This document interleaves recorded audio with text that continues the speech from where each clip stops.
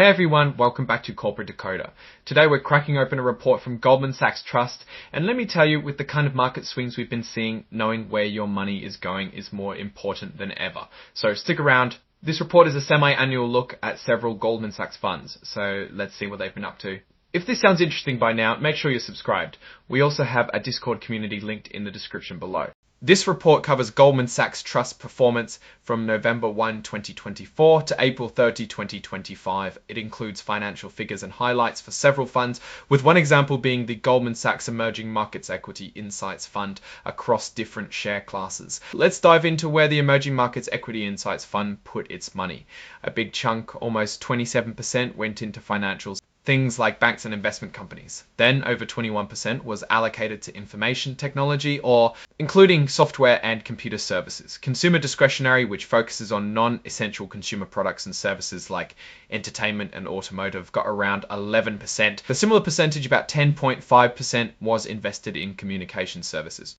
Seeing that a big portion of their funds are in financials in emerging markets might worry some investors, as that sector can be particularly sensitive to economic instability. Let's check out some of the costs for those funds. For the A-class shares, the cost of a $10,000 investment was only $68. Now let's check the portfolio turnover rate, which is 78%. A high turnover rate could lead to higher trading costs. If you want to check their prospectus or proxy voting information, you can visit dfinview.com/gov on Goldman Sachs, or just call 1-800-526-7384. The next fund in this filing is the Goldman Sachs International Equity Insights Fund, which have similar information as the fund that was previously mentioned.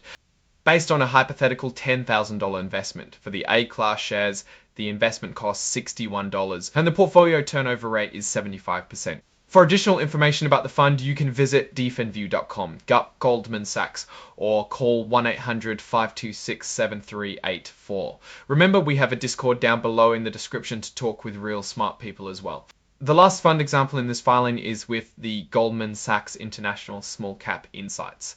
In order we gain some insights on this fund, let's briefly go over what it consists of. And the portfolio turnover rate is 82%, slightly higher than the other Goldman Sachs Insight funds. For additional information about Class A shares, you can visit dfinview.com Goldman Sachs, or call 1-800-526-7384 and join the Discord group in our description sub.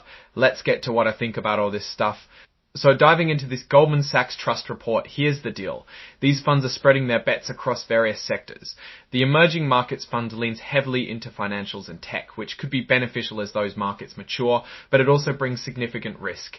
The International Equity and Small Cap Insights funds play a more diverse game across industrials, healthcare and consumer sectors, which is a bit safer.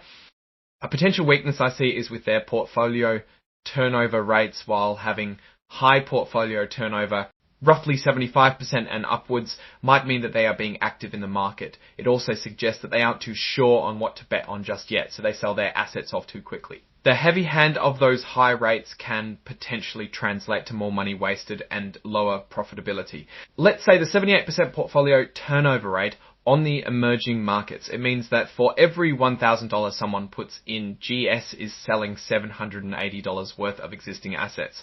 That is a very active fund, maybe too active. Bottom line, these Goldman Sachs funds, like the Emerging Markets Equity Insights Fund, Goldman Sachs International Equity Insights Fund, and Goldman Sachs International Small Cap Insights Fund, are in somewhat stable positions. However, the risks with each fund depends on what type of investment you prefer.